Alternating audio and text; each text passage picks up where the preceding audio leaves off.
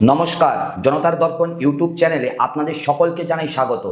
বন্ধুরা, কল্পনা করুন আপনার বাড়ির উঠোনে একদিন সকালে সরকারি লোক এসে বলল, এখান থেকে উঠে যান, এখানে এখন বড় লোকদের হোটেল হবে। আপনি বললেন, কিন্তু এটা তো আমার পূর্বপুরুষের জমি, হাজার হাজার বছর ধরে আমরা এখানেই আছি। তারা বলল, জাতীয় উন্নয়ন আপনারা বুঝবেন না। এই দৃশ্যটা কোনো কল্পনা নয় বন্ধুরা, এটা এখন ঘটছে ভারতের একটা দ্বীপে, যে দ্বীপের নাম গ্রেট নিকোবর, যেখানে হাজার হাজার বছর ধরে বাস করা সম্পেন অধিবাসীদের উচ্ছেদ করে ১.৫ কোটি গাছ কেটে বিশ্বের সবচেয়ে বিরল কচ্ছপের প্রজনন ক্ষেত্র ধ্বংস করে একটা রিয়েল এস্টেট প্রজেক্ট বানানো হচ্ছে। আর সেই প্রজেক্টের পেছনে আছে সরকারের আশীর্বাদ তুষ্ট কর্পোরেট পুঁজি। আর এই পুরো বিষয়টাকে ঢাকা দেওয়া হচ্ছে একটা মাত্র শব্দ দিয়ে, সেটা হলো জাতীয় নিরাপত্তা। আজকের ভিডিওতে আমরা সেই মুখোশটা টেনে খুলব। আমরা দেখব কিভাবে পরিবেশগত ছাড়পত্র পাওয়ার জন্য মানচিত্র জাল করা হয়েছে, কিভাবে আদিবাসীদের সম্মতি ছাড়াই তাদের জমির ওপর সিদ্ধান্ত নেওয়া হয়েছে, কিভাবে একটা ইউনেস্কো ঘোষিত বায়োস্ফিয়ার রিজার্ভকে কর্পোরেটের খেলার মাঠে পরিণত করা হয়েছে, এবং আমরা এটাও দেখব রাজনীতির মাঠে এই ইস্যুটা কিভাবে ব্যবহৃত হচ্ছে এবং ব্যবহারটাও কতটা সৎ আর কতটা কৌশলী। তাহলে বন্ধুরা, ভিডিওটা শুরুই করা যাক। 5ই জুন 2026 বিশ্ব পরিবেশ দিবস। রাহুল গান্ধী একটি লোগো প্রকাশ করলেন, একটি হ্যাশট্যাগ দিলেন, হ্যাশট্যাগ গ্রিন ওভার গ্রিড, মানে লোভের চেয়ে প্রকৃতি বড়। তার ওয়েবসাইটে ন্যাশনাল ম্যাটার্স নামে একটা পেজ তৈরি হলো, একটা অনলাইন পিটিশন শুরু হলো, এবং তিনি নিজে গেলেন গ্রেট নিকোবরে সাধারণ পোশাকে, মোটর বোটে চড়ে, সমুদ্রে স্কুবা ডাইভ করে।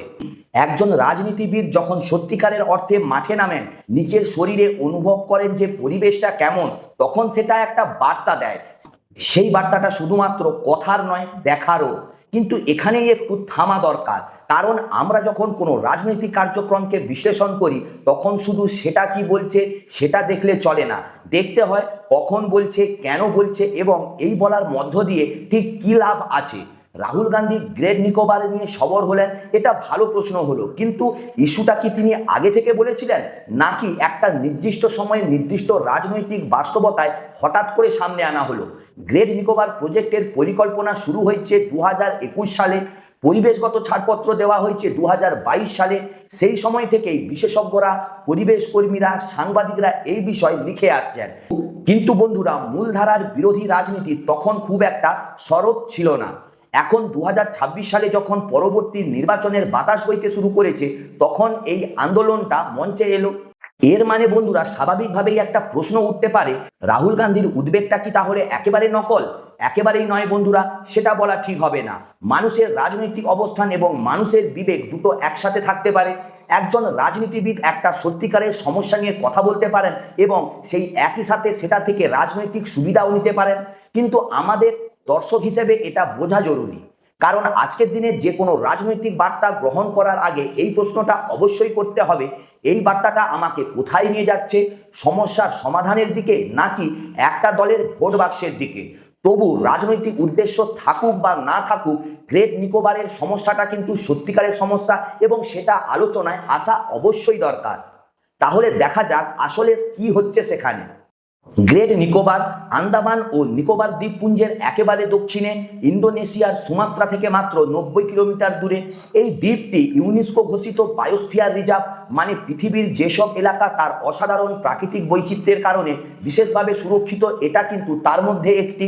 এখানে আছে ট্রপিক্যাল রেন ফরেস্ট, এখানে রয়েছে কোরাল রিফ, এখানে আছে লেদারব্যাক সি টার্টেল, পৃথিবীর সবচেয়ে বড় কচ্ছপ, যার প্রযোজনের অন্যতম প্রধান ক্ষেত্র এই গ্রেট নিকোবরের গালাথিয়া বে, এবং এখানে আছে সম্পেন জনগোষ্ঠী, বিশেষভাবে ভঙ্গুর আদিবাসী গোষ্ঠী, যারা হাজার হাজার বছর ধরে এই দ্বীপে বসবাস করে আসছে।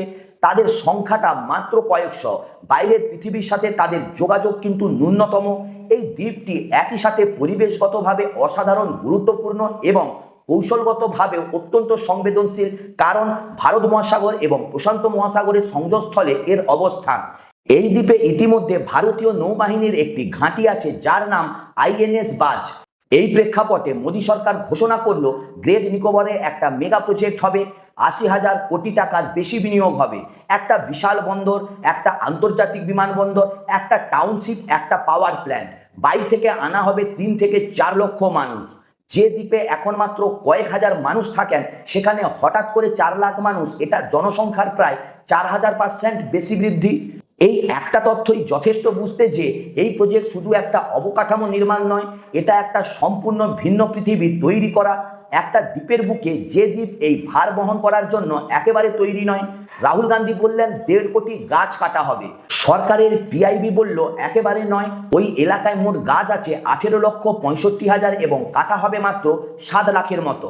এখন এই দুটো সংখ্যার মধ্যে পার্থক্য বিশাল। এখন বন্ধুরা দুপক্ষই দাবি করছে তারা সঠিক, তাহলে আমরা কাকে বিশ্বাস করব? এখানে একটু পদ্ধতিগতভাবে ভাবা দরকার। সরকারের হিসাব অনুযায়ী প্রতি হেক্টরে গড়ে 145টি গাছ।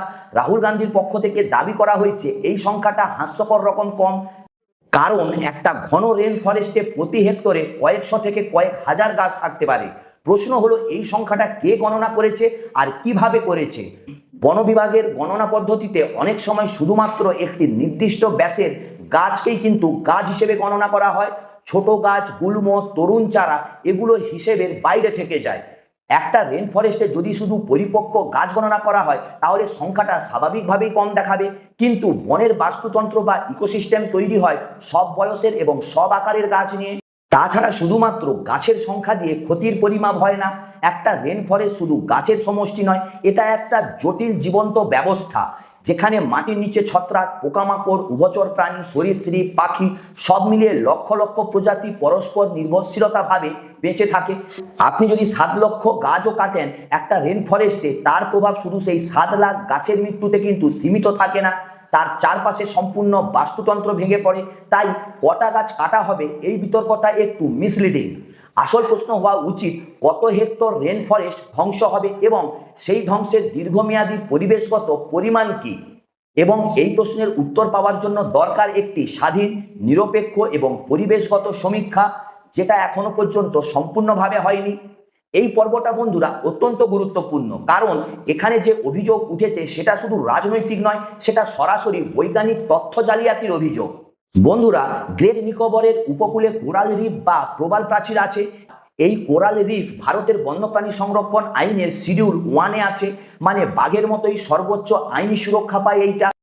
বন্দর নির্মাণ করতে হলে কোরাল রিফ কাছাকাছি থাকলে পরিবেশগত ছাড়পত্র পাওয়া অত্যন্ত কঠিন, কারণ আইনত কোরাল রিফ ধ্বংস করা যাবে না। তাহলে সরকার কি করলো? অভিযোগ হলো 2018 সালে তৈরি করা মানচিত্রে কোরাল রিফকে উপকূলের কাছাকাছি দেখানো হয়েছিল, কিন্তু 2021 সালে পরিবেশগত ছাড়পত্রের আবেদনের সময় নতুন মানচিত্র তৈরি হলো।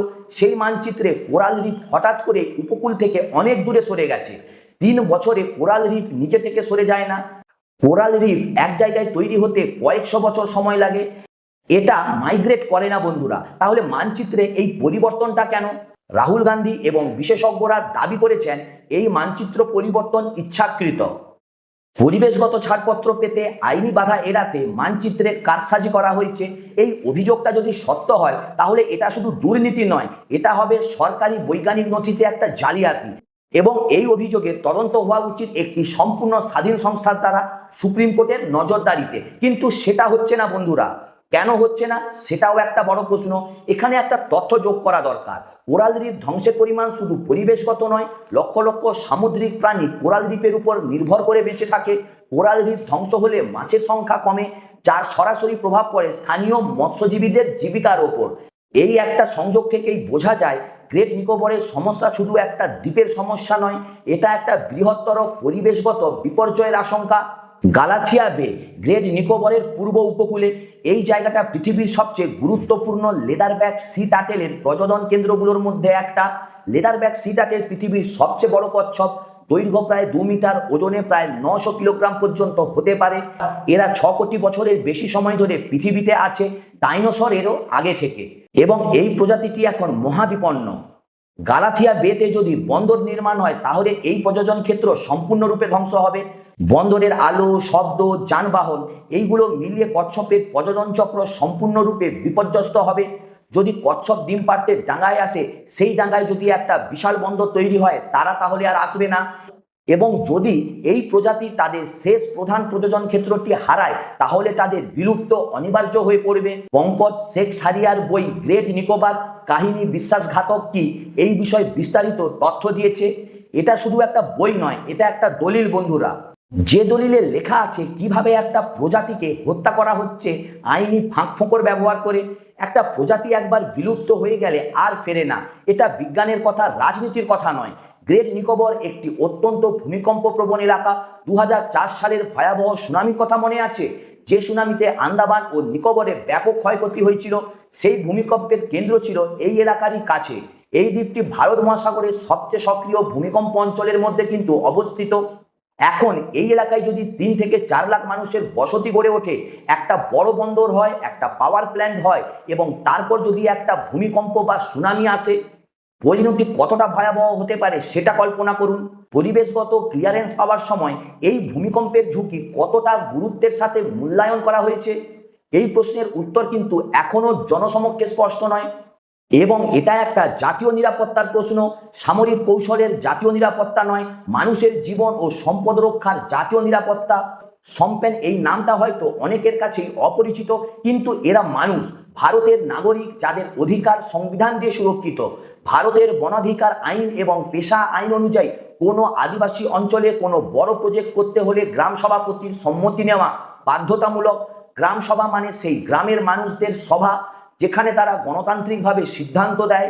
গ্রেট নিকোবর প্রজেক্টের জন্য এই সম্মতি কি নেওয়া হয়েছে? বিশেষজ্ঞরা বলছে একেবারেই নয়, অথবা যেটুকু নেওয়া হয়েছে সেটা প্রকৃত গ্রাম সভা নয়। অভিযোগ উঠেছে যে এলাকায় অধিবাসীরা বাস করেন না, সেই এলাকার মানুষদের দিয়ে সভা করানো হয়েছে এবং মাত্র কয়েকজন ব্যক্তির স্বাক্ষরে অনুমতি নেওয়া হয়েছে। এটা যদি সত্যি হয় বন্ধুরা, তাহলে এটা আইনের সরাসরি লঙ্ঘন। এখানে একটা গভীর নৈতিক প্রশ্ন থেকে যায়। আমরা যখন উন্নয়ন বলি তখন কার উন্নয়নের কথা বলি? যে মানুষেরা হাজার হাজার বছর ধরে একটা জায়গায় বাস করছেন, যারা সেই মাটির সাথে, সেই বনের সাথে একাত্মা, তাদের উচ্ছেদ করে যদি কর্পোরেটের প্রজেক্ট হয়, তাহলে সেটা কি উন্নয়ন, নাকি সেটাকে আমরা বঞ্চনা বলি? 2024 সালের ফেব্রুয়ারিতে 39 জন আন্তর্জাতিক বিশেষজ্ঞ রাষ্ট্রপতি দ্রৌপদী মুর্মুকে চিঠি লিখেছিলেন। দ্রৌপদী মুর্মু নিজে একজন আদিবাসী নারী। সেই চিঠিতে বলা হয়েছে এই প্রজেক্ট সম্পন্ন জনগোষ্ঠীর অস্তিত্বকে মুছে দেবে এবং এটা একটা সাংস্কৃতিক গণহত্যার সমতুল্য হবে। গণহত্যা শব্দটা অত্যন্ত ভারী, কিন্তু যখন একটা ক্ষুদ্র ভঙ্গুর জনগোষ্ঠী, যাদের সাথে আপোষ করার কোনো ক্ষমতা নেই, যাদের লবিস্ট নেই, যাদের মিডিয়া নেই, তাদের বাড়ি থেকে জোর করে উচ্ছেদ করা হয়, তখন এই শব্দটা কিন্তু ব্যবহার করার একটা ন্যায্যতা থেকে যায়। এখানে রাষ্ট্রপতি দ্রৌপদী মুর্মু কি করলেন? সেই চিঠির পরিপ্রেক্ষিতে কি কোনো পদক্ষেপ নেওয়া হয়েছে? সেই প্রশ্নের উত্তর এখনো জানা নেই। সরকার একটা হাই পাওয়ার কমিটি গঠন করেছে এই প্রজেক্টের পরিবেশগত দিকগুলো পর্যালোচনার জন্য। সেই কমিটির রিপোর্ট কি বলছে কারুরই জানা নেই বন্ধুরা, কারণ রিপোর্টটা প্রকাশই করা হয়নি। হিসেবে বলা হয়েছে জাতীয় নিরাপত্তা। এই দুটো শব্দ আজকের ভারতে একটা জাদুর কাঠির মতো ব্যবহৃত হচ্ছে, যে কোনো তথ্য লুকোনোর জন্য, যে কোনো প্রশ্নকে থামিয়ে দেওয়ার জন্য। এখন প্রশ্ন হলো, একটা পরিবেশগত সমীক্ষার রিপোর্ট জাতীয় নিরাপত্তার হুমকি কিভাবে হতে পারে? গ্রেট নিকোবরে কতটা কোরাল দ্বীপ আছে? লেদার ব্যাক কচ্ছপের প্রজনন কোথায় হয়? বায়ু দূষণের মাত্রা কত হবে? এই তথ্যগুলো জানলে কোনো শত্রু রাষ্ট্রের কি সুবিধা হবে? যুক্তিটা কিন্তু বন্ধুরা একেবারেই টেকসই নয়। বরং এই তথ্যগুলো লুকিয়ে রাখার জন্য একটা কারণ থাকতে পারে। সেই কারণ হলো, এই তথ্যগুলো প্রকাশ পেলে প্রজেক্টের পরিবেশগত ক্লিয়ারেন্স আদালতে চ্যালেঞ্জ হওয়ার সম্ভাবনা বেড়ে যাবে। তথ্য লুকোনো মানে জনগণকে সচেতন সিদ্ধান্ত নেওয়ার সুযোগ থেকে বঞ্চিত করা, এবং একটি গণতান্ত্রিক দেশে এটা কোনোভাবেই গ্রহণযোগ্য নয়। রাহুল গান্ধীর একটা পয়েন্ট কিন্তু খুবই গুরুত্বপূর্ণ। তিনি বলেছেন, যদি সামরিক বা কৌশলগত কারণে এই দ্বীপে উন্নয়ন করতে হয়, তাহলে বিদ্যমান নৌঘাঁটি আইএনএস বাজে সম্প্রসারণ করা হোক। তাতে রেন ফরেস্ট কিন্তু কাটতে হবে না, কোরাল রিফ ধ্বংস করতে হবে না, আদিবাসী উচ্ছেদ করতে হবে না। কিন্তু এই বিকল্পটাকে কেন বিবেচনায় নেওয়া হচ্ছে না? কারণ বন্ধুরা, সামরিক সম্প্রসারণ থেকে কর্পোরেটের টাকা হয় না, কিন্তু একটা বিশাল টাউনশিপ, পোর্ট এবং রিয়েল এস্টেট প্রজেক্ট থেকে টাকা হয়। বন্ধুরা, গবেষক মনীষ চণ্ডী একটি গুরুত্বপূর্ণ তথ্য প্রকাশ করেছেন। এই প্রজেক্টের ওপর নজরদারির জন্য যে মনিটরিং কমিটি গঠন করা হয়েছে, তাতে এমন বিশেষজ্ঞরা আছেন যারা সেই প্রজেক্ট থেকেই আর্থিক সুবিধা পাচ্ছেন। এটাকে বলে কনফ্লিক্ট অফ ইন্টারেস্ট বা স্বার্থের সংঘাত। পৃথিবীর যে কোনো গণতান্ত্রিক ব্যবস্থায়, যে কোনো নৈতিক শাসন ব্যবস্থায় এটা গ্রহণযোগ্য নয়। যে মানুষ একটা প্রজেক্ট থেকে টাকা পাবেন, তিনি সেই প্রজেক্টের নিরপেক্ষ সমালোচনা করতে পারবেন না। এটা মানব স্বভাবের বিরুদ্ধে। তাহলে এই মনিটরিং কমিটি আসলে কি উদ্দেশ্যে গঠিত? নজরদারির জন্য নাকি প্রজেক্টকে একটা যাচাই করা ছাড়পত্র দেওয়ার জন্য? প্রশ্নটা কঠিন, কিন্তু এড়ানোর উপায় নেই। 2 বছর আগে নরেন্দ্র মোদী সমুদ্রে গিয়েছিলেন আরব সাগরে, গেরুয়া পোশাকে, হাতে ময়ূর পালক, ধর্মীয় আবহে। আর এখন রাহুল গান্ধী গেলেন বঙ্গোপসাগরে সাধারণ পোশাকে, স্কুবা ডাইভ করে, পরিবেশের সমস্যা নিয়ে কথা বলতে। দুটো ভিজুয়াল কিন্তু স্পষ্টত আলাদা বার্তা দেয়, কিন্তু এখানে একটু সতর্ক থাকা দরকার। রাহুল গান্ধীর ভিডিওটাও কিন্তু একটা পরিকল্পিত ভিজুয়াল কমিউনিকেশন। একটি রাজনৈতিক দলের মিডিয়া টিম এটা তৈরি করেছে, এটা স্বতঃস্ফূর্ত নয়। তার মানে এখানে যে বার্তা আসছে, রাহুল সাধারণ মানুষের মতো, মোদী রাজকীয়, এটা নির্মিত। উভয় নেতার ভিডিওই নির্মিত, পার্থক্য শুধু নির্মাণের বিষয়বস্তুতে। এবং বিষয়বস্তুর দিক থেকে দেখলে রাহুল গান্ধীর বিষয়বস্তু অবশ্যই একটু বেশি গুরুত্বপূর্ণ। পরিবেশ, আদিবাসী অধিকার, কর্পোরেট লুট, এগুলো দেশের মানুষের জীবনের সাথে সম্পর্কিত, কিন্তু এই বিষয়বস্তুর সাথে রাজনৈতিক উদ্দেশ্যটাকে গুলিয়ে ফেলা উচিত নয়। সঠিক কারণে সঠিক কথা বলা এবং সঠিক সময়ে রাজনৈতিক সুবিধার জন্য সঠিক কথা বলা দুটো পরস্পর বিরোধী নয়, কিন্তু একটা থেকে আরেকটাকে আলাদা করে দেখার দায়িত্ব কিন্তু আমাদের। 39 জন আন্তর্জাতিক বিশেষজ্ঞ, পরিবেশবিদ, নৃতত্ত্ববিদ, ভূতত্ত্ববিদ, আইনবিদ, এরা কেউ কংগ্রেসের কর্মী নন, এরা কেউ বিজেপির কর্মী নন। এরা পেশাদার মানুষ যারা নিজ নিজ ক্ষেত্রে দশকের পর দশক ধরে কাজ করছেন। এরা বললেন এই প্রজেক্ট অত্যন্ত বিপজ্জনক। এই কথাটাকে কি রাজনৈতিক বিরোধিতা বলে খারিজ করা যায় বন্ধুরা? একদমই নয়। একজন সামুদ্রিক জীববিজ্ঞানী যখন বলেন গালাথিয়া বেতে বন্দর হলে লেদার ব্যাগ কচ্ছপ বিলুপ্ত হবে, সেটা একটা বৈজ্ঞানিক মত, রাজনৈতিক মত নয়। একজন নৃতত্ত্ববিদ যখন বলেন সম্পেন জনগোষ্ঠীকে উচ্ছেদ করলে তারা টিকতে পারবে না, সেটা একটা পেশাদার মূল্যায়ন, দলীয় প্রচার নয়। একজন ভূতত্ত্ববিদ যখন বলেন এই ভূমিকম্প প্রবণ এলাকায় এত বড় কাঠামো নির্মাণ বিপজ্জনক, সেটা প্রকৌশলগত সতর্কবার্তা, মতাদর্শ নয়। এই বিশেষজ্ঞদের কথা অবশ্যই শোনা দরকার, কিন্তু ভারতের মূলধারার মিডিয়া কতটা মনোযোগ দিচ্ছে এই বিষয়ে? গদি মিডিয়া এই বিষয়টা এড়িয়ে যাচ্ছে, সরকারপন্থী চ্যানেলগুলো এই বিষয়ে কথা বলছে না, এবং যে মিডিয়া বলছে তাদের একটা বড় অংশ নির্দিষ্ট রাজনৈতিক দলের সাথে সম্পর্কিত। এই পরিস্থিতিতে একজন সাধারণ নাগরিকের কি করা উচিত? নিজে পড়তে হবে, নিজে জানতে হবে, মূল নথি, মূল গবেষণাপত্র, বিশেষজ্ঞদের রিপোর্ট, এগুলো খুঁজে খুঁজে পড়তে হবে এবং প্রশ্ন করতে হবে, রাজনৈতিক দলকে নয়, শুধু সরকারকেও আর বিরোধী দলকেও। প্রায় বলা হয় উন্নয়ন করতে হলে কিছু পরিবেশগত মূল্য দিতে হবে। এটা একটা মিথ্যা যুক্তি, কারণ সত্যিকারের টেকসই উন্নয়ন পরিবেশকে ধ্বংস না করেও সম্ভব। পৃথিবীর অনেক দেশ সেটা প্রমাণও করেছে। গ্রেট নিকোবরে যদি সামরিক কৌশলগত অবকাঠামো তৈরি করতে হয়, সেটা বিদ্যমান নৌঘাটির মধ্যে করা সম্ভব।